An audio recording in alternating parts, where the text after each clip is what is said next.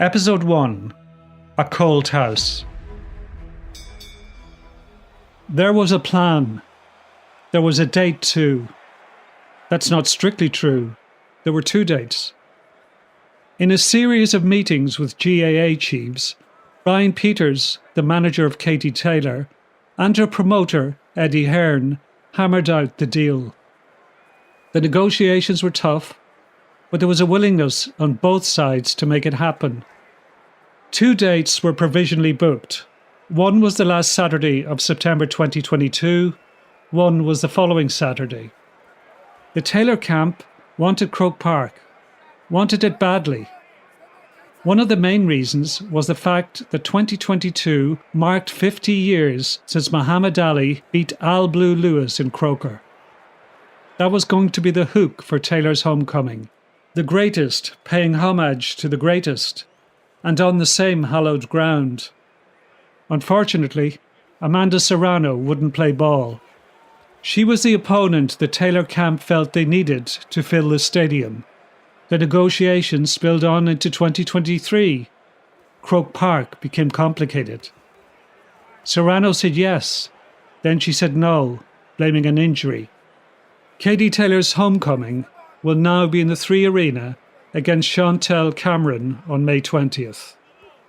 Following in the footsteps of Ali would have been special though. It's hard not to wonder how Ireland in 1972 would have reacted to being told that half a century later, Ireland's most acclaimed sportsperson would be a female boxer. For most of the 20th century, Ireland was a cold house for women. Girls and women aged from 12 to 40 were incarcerated in mother and baby homes. After giving birth in these homes, babies were forcefully removed from their mothers and often sent to America for adoption. The Catholic Church and the state worked hand in hand. John Charles McQuaid, later the Archbishop of Dublin, played a key role in the drafting of the Irish Constitution.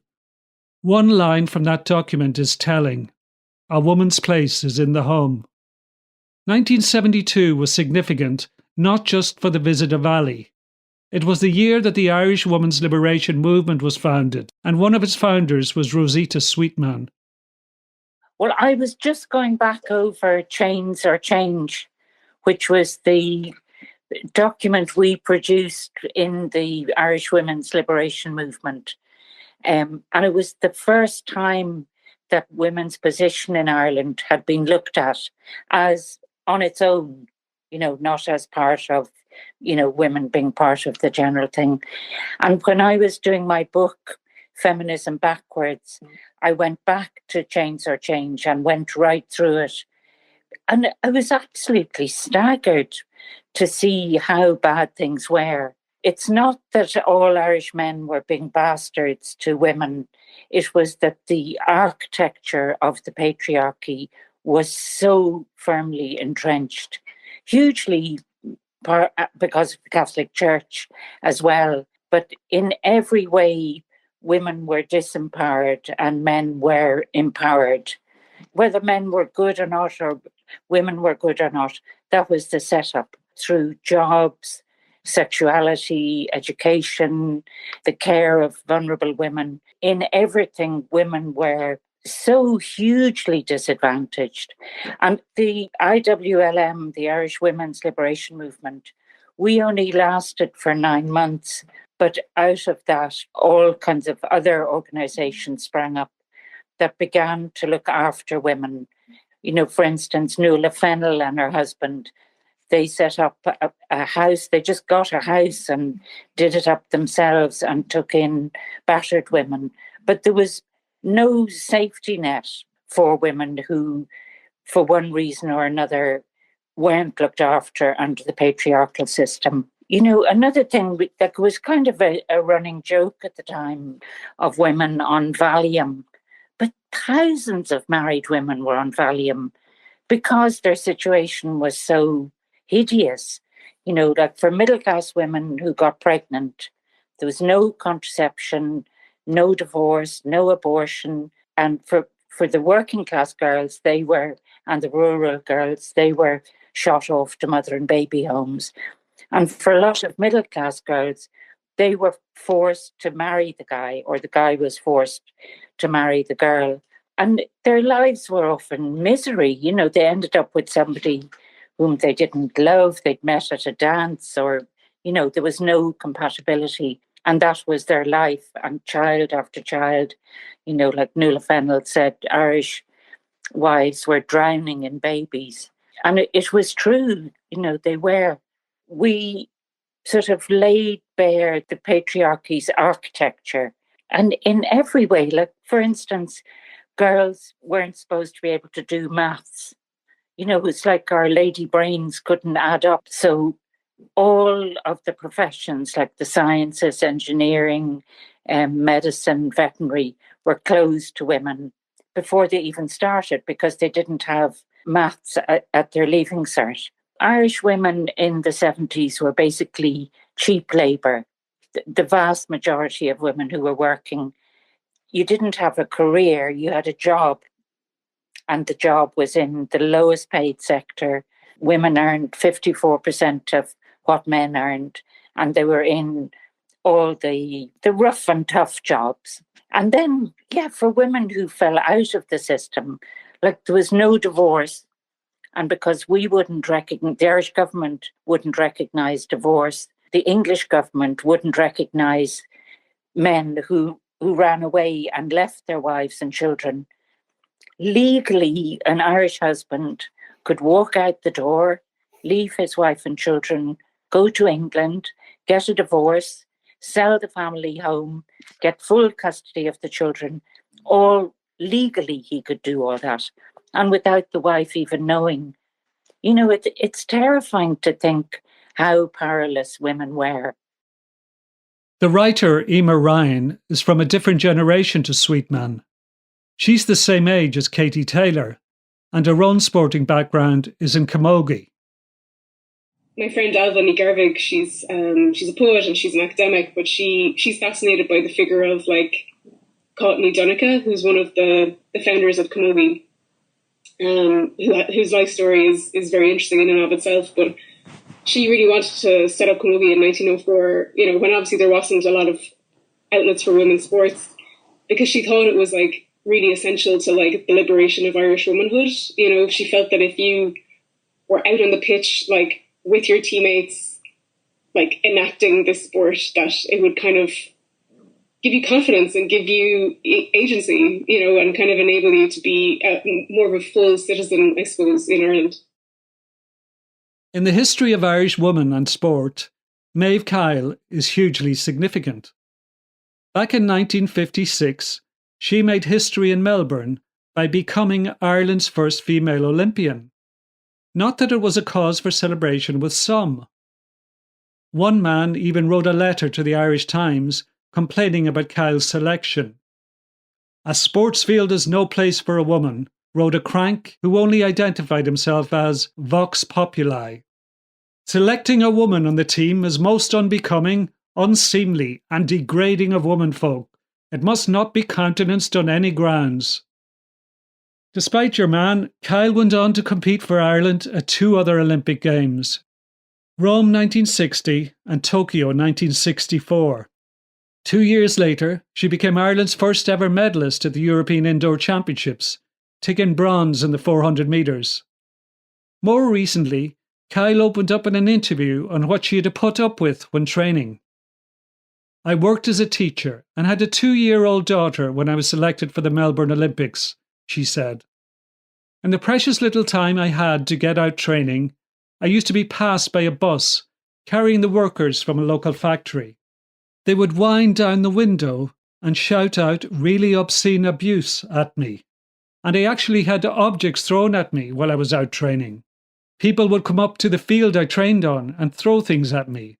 Ireland really was a dark place back then for any woman in any sport." Why then did it take so long for an Irish woman to go to the Olympics?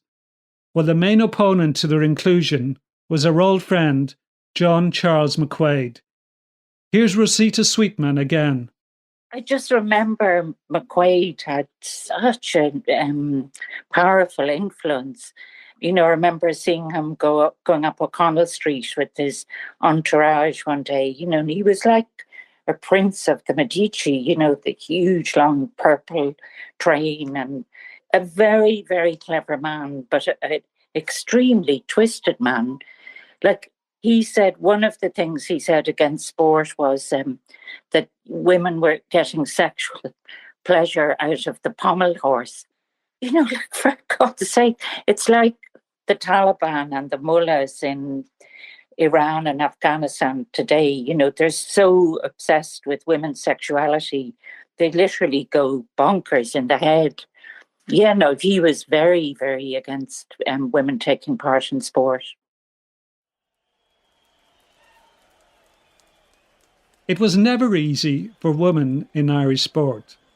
From Kyle's debut in 1956, it took 44 years for an Irish woman to win an Olympic medal on the track, with Sonia O'Sullivan taking silver in the 5,000 metres at Sydney 2000. But think of how O'Sullivan was treated for much of her career. Remember all the amateur psychoanalysis of her mental state that went on. Would a male athlete have been treated like that?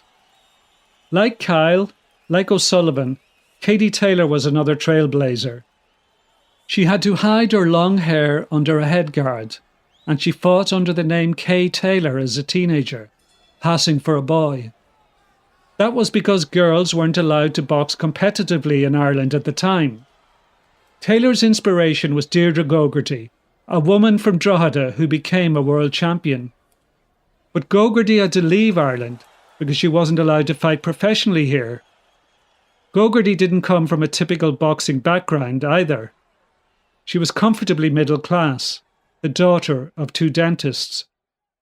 Well, all I can say is I was just born with a love for boxing. I first realized it when I saw a clip of Jack Dempsey. And, you know, I knew then that something about that was really special. And I kept it between me and my friends, mostly my friend Peter Harmon. But when Barry McGuigan came along and won the world title and boxing became such a mainstream topic in Ireland, it was kind of more acceptable to have an interest in it, but, you know, no, definitely not wanting to go to a gym or get in the ring or anything like that. And it still took me another 2 years after McGuigan won the title. He was my inspiration. He's the one that made me want to be a world champion. Before I actually had the courage to approach the boxing club. An amazing, I would say it was fate, was that my father moved his dental practice back into Drogheda after being out in Mornington, and he put his practice right across the parking lot from the Drogheda Amateur Boxing Club. So I would go to his dental surgery and I would sit in the waiting room and watch that club in the evenings and all the comings and goings and kind of fantasize about what it would be like to be part of that club. Back in 1991, Gogarty fought her one and only bout in Ireland, at the bottom of a kickboxing bill in Limerick. The pro game appealed to her, but the Irish Boxing Union wouldn't sanction women fighting in Ireland. Gogarty now lives in Louisiana, where she works as a graphic artist during the day and coaches young fighters in the evenings. And she became the first woman to be appointed to the Boxing Commission in that state. Taylor wrote to her in her early teens looking for advice. That's the importance of role models. Gogarty has a defiant streak. Closed doors just made her all the more determined to chase her dream. Well, I mean, I just kept getting told over and over that women can't box, can't box, not, that almost like we would be an insult to the sport, that we wouldn't have the skills, we'd be too novice-y, we wouldn't, they would always come back, we don't have the facilities, the dressing room, the bathrooms, we were really it was just an idea of being a nuisance, really, and it wasn't going to go anywhere anyway, so why bother us? There is another Deirdre who played a hugely important role in women's boxing in Ireland. Deirdre from Antrim. Remarkably, Nelson, a former kickboxer, fought for a world title in her very first pro fight. She was Ireland's second boxing pro after Deirdre Gogarty, and was put in against Mary-Ann Almaguer for the inaugural Women's IBF Championship. Nelson won the first round, but the fight was stopped in the second after Almaguer used her greater experience to pin her to the ropes. But Nelson's biggest contribution to women's boxing came outside of the ring. In June 2001, she took a sex discrimination case against the Boxing Union of Ireland and won it. 4 months later, a 15-year-old Katie Taylor took on Alana Murphy in the first sanctioned female amateur bouts staged in Ireland. But that time was a fraught experience for Deirdre Nelson, and she decided to hang up her gloves.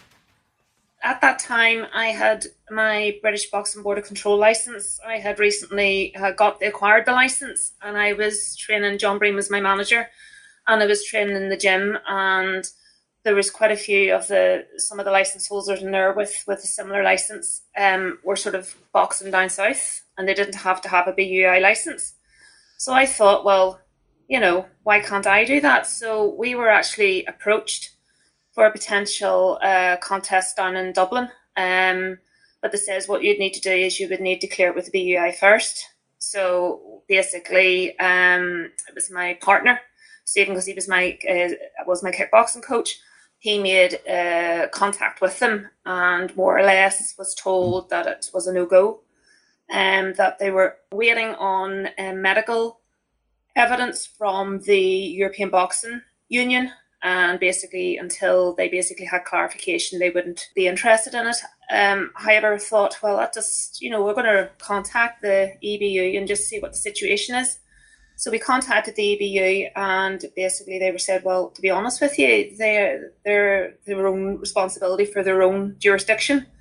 So I just thought, well, this just doesn't sound right. I think I'm being fobbed off. So basically, I initially approached the equality agency up here, but because obviously it's a different jurisdiction, they advised me to go to the Equality Authority, which was just newly formed from the original one. And I spoke to them, and they were very keen to take the case on. I was actually surprised, to be honest with you. I just thought it's a sporting case, at the end of the day. But they just said it was a very unique case, and at the end of the day, it sort of showcased what they could do very well. And they said that they would support me, and basically we took the case forward to an industrial tribunal. And I can remember going into the industrial tribunal, there was just myself and partner Stephen, the solicitor and the barrister on our side, and on the other side there must have been about 10 or 12 different ones from the BUI and their legal team, including Mel Crystal, who, as you know, is also legally qualified. And I just thought, oh God, this is very intimidating. But I just thought, what, I'm just going to tell them exactly what's happened and just let the case unfold. And at the end of the day, we did that. And then the judgment came out, I think it was about 4 to 6 weeks later, and basically ruled in my favour. And I just thought, wow, and I thought that basically that would change everything. But it didn't, because at the end of the day, yes, it can establish a thing set down in law, but you can't physically force people to put you on their bill. And then basically I was being told that I would have to apply for a licence from the BUI, and I was self-funded at the time, Kieran, and to be honest with you, for the British Boxing Board of Control, it was a substantial amount of money. And I just, out of principle, thought to myself, why should I apply for a licence from your organisation if I already have a licence and there's a reciprocal agreement, providing obviously you meet all the criteria? Why can't I just use that licence? And so, to be honest with you, I just thought, with no guarantee, to apply for a licence, go to the cost with no guarantee that something's going to come out of it, I just thought, I'm just not prepared to do that anymore. Donald McRae grew up in apartheid-era South Africa and was 13 years old when Muhammad Ali beat George Foreman in Zaire. He remembers his Afrikaan teachers being excited by Ali and found it hard to square that with their political beliefs. McRae became fascinated by boxing, and he has written some of the greatest books on the sport. He now works for The Guardian, and he credits a fight involving Deirdre Gogarty for opening his eyes to what women can do in boxing. Well, I think initially women fighters were invisible to me. I just didn't ever see women boxing, and I didn't hold anything where I would say, "Oh, a woman could never fight." But there was just no opportunities, certainly in my vision, for women fighters to emerge. I think it was in the 1990s my own perception started to change because slowly opportunities emerged, and there was a fighter called Christy Martin who was from the USA, and Don King started to promote her.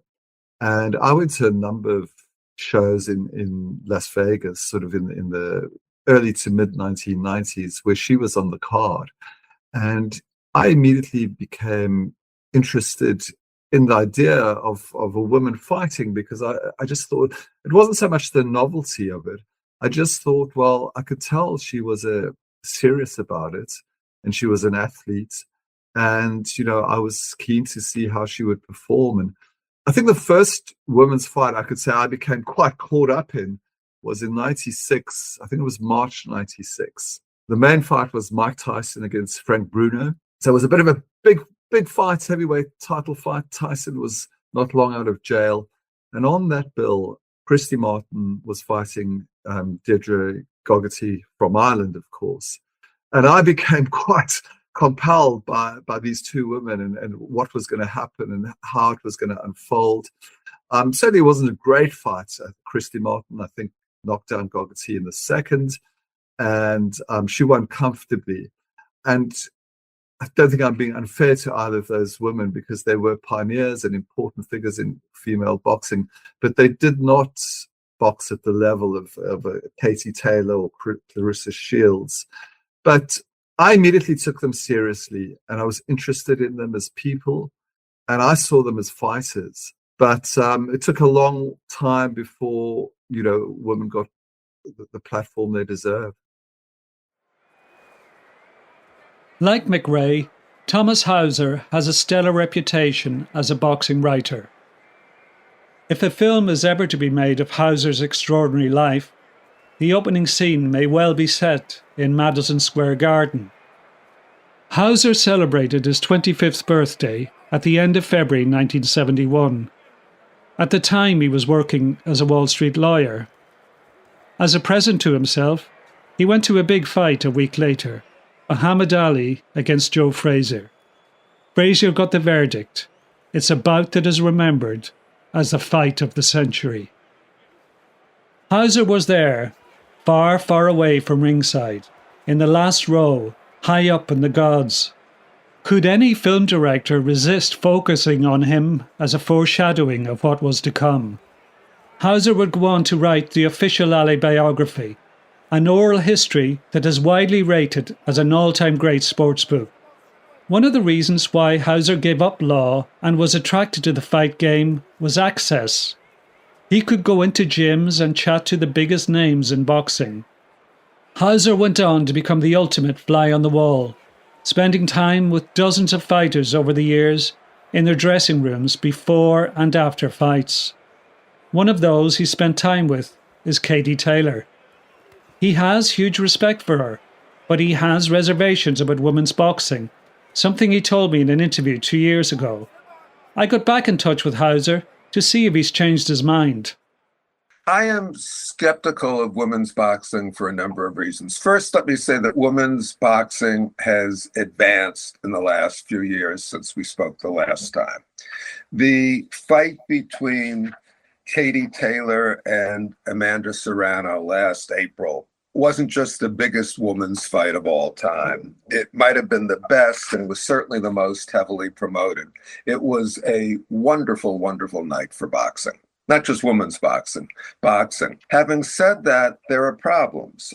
Let's start with the fact that most of the women's fighters still aren't very good. The talent pool is thin. It's gotten deeper, but it's still thin. Many women boxers don't know how to slip a punch or where to hold their hands. There are an increasing number of good practitioners, but still not enough. You mentioned the John Shepherd survey, and I was actually in touch with John Shepherd yesterday. John founded and runs BoxRec. It's what boxing's one indispensable site. It's just a wonderful site. And I spoke to John Shepherd yesterday.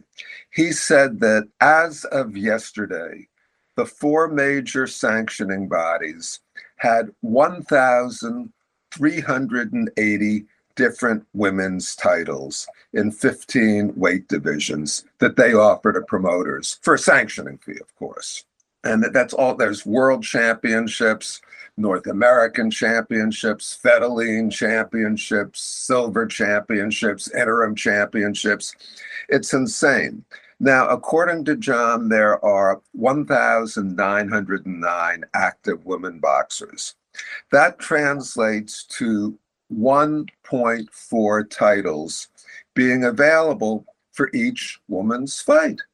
That's ridiculous. I mean, every fight can be a championship fight if the promoter is willing to pay for it. So you have women like Ebony Bridges who call themselves world champions. I've seen Ebony Bridges fight. I've seen her in several good, what I would call low-level club fight scraps. You know, I'm not taking away from her the fact that she is a fighter who fights hard.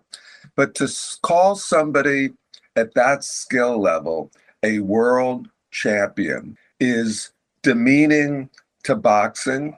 And to me, it's demeaning to women like Katie Taylor and Claressa Shields and Amanda Serrano, who are legitimate champions. Men's boxing has a similar problem, but it's not as acute. Hauser isn't alone in his skepticism. Indeed, there are plenty who rate Taylor highly, but simply don't rate women's boxing.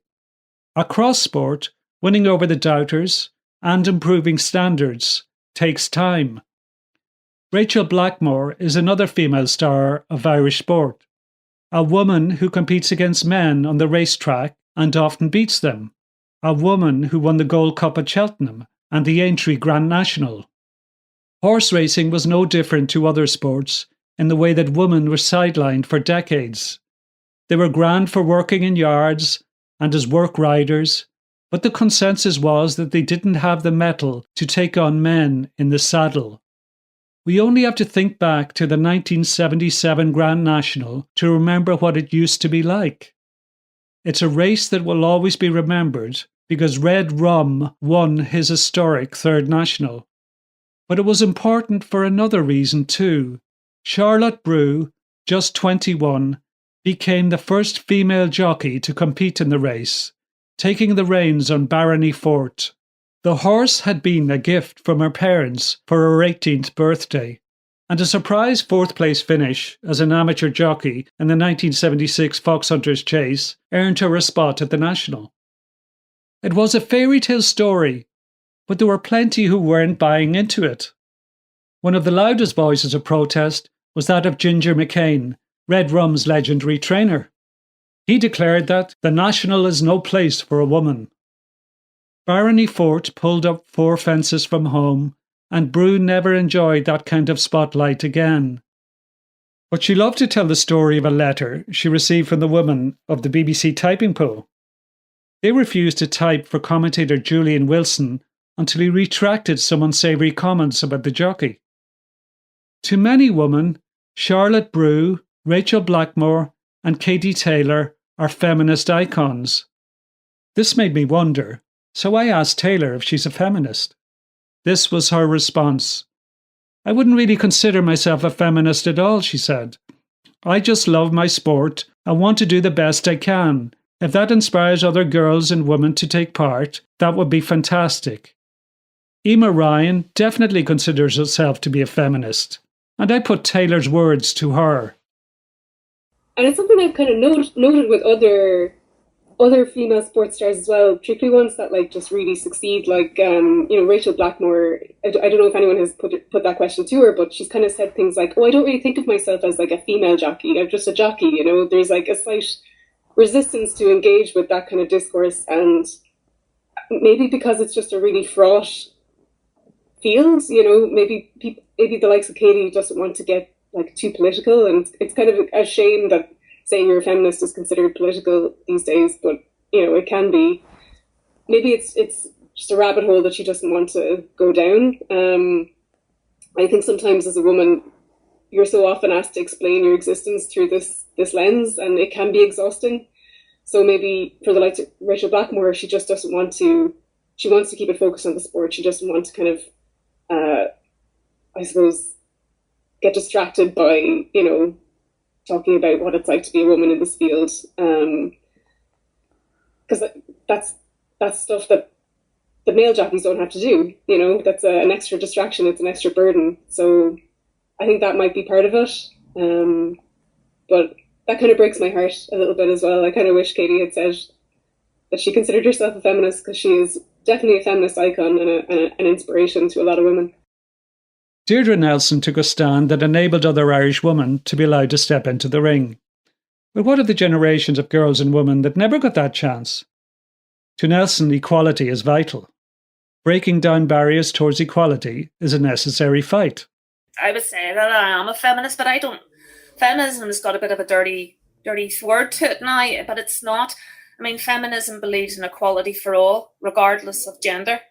At the end of the day, that's what the backbone of feminism is. I suppose at the end of the day, I can't speak for Katie and why she feels that way. Maybe she didn't want to be labelled, and that was forever brought up. But for me, I'm proud to say that I am. But I've always been interested in equal opportunities, equality for everybody. I believe at the end of the day, people should be able to get there on talent, should be given an equal shot, no matter who you are. And it's highly unfair that people put unnecessary barriers in front of people. And, how much talent have we lost because of that? At the end of the day, I mean, there was all the barriers put when the likes of Nicola Adams and Katie were competing at amateur level. But thankfully, they were able to come through. But say that hadn't happened, you would have lost, especially with Katie, you would have lost that tremendous talent. And I would say Ireland's greatest ever sports person. Deirdre Nelson describes Taylor as Ireland's greatest. It's an argument that can never be won. Andy Lee, a former middleweight world champion, articulates why he feels she is definitely the most significant figure in any sport to come out of this country. Professional boxing is not a normal sport. We all know what the stories of professional boxing and what it's like. It's not a sport, it's a business. And for her to go in there and to change these, these, for want of a better word, dinosaurs, and these old white men who run the game, who are set in their ways, who are used to doing things a certain way, to go in there and change everything, and now have them on her side and champion her, her cause. But it all goes back to her ability. It all goes, and the person she is as well. The person she is as well is a huge thing. But her ability, if she couldn't fight the way she can and the way she does, then I don't think she wouldn't have reached these heights in terms of a boxer, but also outside of the ring with female boxing in general. She's been the spearhead of it, and she's been the catalyst for this change in what is now one of the most exciting sports in the world in terms of, the female fights are just as better because there's a 2-minute round and 10 2-minute rounds, and they really go for it. And they're usually generally much more competitive fights than the males. Katie Taylor's steel comes out in all sorts of ways. At the 2010 World Championships, the powers that be wanted women boxers to wear skirts in an attempt to sex up the sport. Taylor made it clear that if they did, she'd walk away. Taylor didn't blink. The authorities did. The skirts move was binned. No wonder feminists love Katie Taylor. She's a thoroughbred of dazzling lines, combining silky hands with a razor-sharp feel for the flow of a fight. Her stellar career has been a victory for pragmatism and nerve as much as for sweet science. Katie's triumph has been one of an indomitable spirit, a transforming belief that if you fight honestly enough, if you refuse to accept the idea of defeat, anything can happen. Over the years, she's shown that she can shape the course of a fight with bite and intelligence, along with raw personal ambition. The greatest trick Katie has played on us is the illusion that victory is almost inevitable. After her semi-final victory at the 2012 Olympics, it was put to Taylor that it had been an easy win. The incredulity on her face was writ large. Easy? Was it? Anyone who's ever stepped through the ropes knows that nothing comes easy in the ring. Eric Donovan knows Taylor as well as most in the fight game, and he gives an insight into what makes her tick. I'm very lucky, you know. I call Katie a good friend, and we have become friendly from, you know, very young age. What impressed me with Katie was she loved boxing, and she always had time for boxers, no matter who they were, and she could talk about boxing all day long. And it's amazing how engrossed in the sport and how educated she was, and how just kind of familiar with it she was in every way. Like, she lived and breathed boxing, you know, and everybody, I think, could have learned from Katie Taylor, could have learned something from her. She was always first. Like, we did a lot of sparring sessions. Like, we did so much sparring sessions, and her dad Pete would always ring me up to kind of arrange that sparring. And then one week she could be with Carl Frampton or Davy Oliver, because they might need Katie to work with, compact, high attacking, high guard, high defense, explosive physical fighters. And then he might be looking for a slick southpaw counter puncher, and that would be me. So he would ring me, and I remember he shared the list online a couple of months ago, maybe about a year ago, and it was like all these boxers' names, and beside him it was their style: counter puncher, slicker, forward, attacker, you know, physical. And Katie used to be doing the rounds with all these different boxers, and Pete used to be bringing her everywhere. So we always had these kind of great kind of moments together and great experiences together. But anytime I turned up, even if I was early, Katie was there before me. You know, she was on the floor, ready, bandages, gear on, and just as you'd come in, it would always be the very same welcome, warm smile. There was never any kind of, you know, she was never too high, never too low, just medium in the middle all the time, and just very grateful to see you and happy that you're there, and just very nice and pleasant. And then we get into the ring, and then we just become we changed, the two of us changed, you know, and we just kind of tear lumps out of each other. It's just been it was incredible.